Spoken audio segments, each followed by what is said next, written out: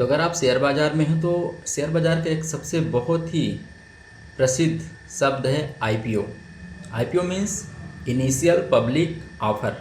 जब कोई company, private limited company पहली बार पब्लिक से फंड लेना चाहती है, वो अपनी कंपनी को लिस्ट कराती है एनएसई और बीएसई प्लेटफॉर्म पर, पब्लिक से फंड लेती है, तो उसे कहा जाता है initial public offer.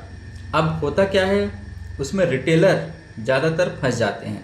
Initial public offer में प्रमोटर या जो बड़े इन्वेस्टर जो अनलिस्टेड कंपनी में फंड लगा के रखते हैं, वो अपने शेयर्स सेल करते हैं। लेता कौन है?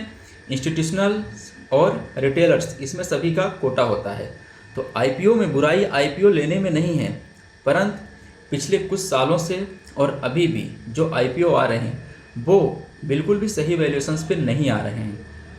मतलब बहुत ज़्यादा हाई वैल्यूएशन पे आ रहे हैं जो उनका रियल वैल्यूएशन नहीं है।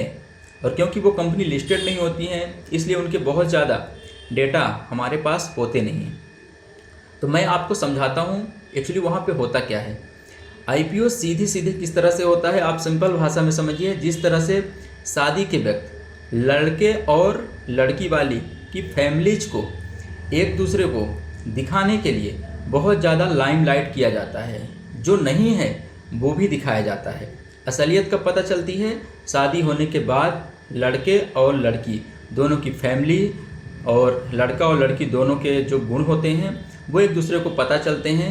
इसी तरह कंपनी क्या होती है, गलत वैल्यूएशन पे आ जाती है। रिटेलर्स, छोटे निवेशक जो हैं वो फंस जाते हैं, और जब कंपनी लिस्टेड होती है उसके बाद उसका परफॉर्मेंस पता चलता है। इसलिए हमें कोशिश करनी है, अगर बहुत ही रेपुटेटेड कंपनीज नहीं है जैसे टाटा हो गए, रिलायंस हो गए, बिरला ग्रुप हो गए, वो लोग सही वैल्यूएशन पे ज़्यादातर लाते हैं, चीट नहीं करते हैं। बाकी की जो कंपनियां हैं वो कभी भी वैल्यूएशन सही नहीं रखती। वो 5 का माल जो है आपको 100 रुपये में बेचने की कोशिश करेंगे। इसलिए हमारी प्राथमिकता होनी चाहिए कंपनी को लिस्ट हो जाने दें, उसके डाटा जो हैं पब्लिक प्लेटफॉर्म पे आ जाएं, हम स्टडी कर लें, उसके बाद वैल्यूएशन हमको अगर सही लगे तो ही हम उसके शेयर को खरीदें।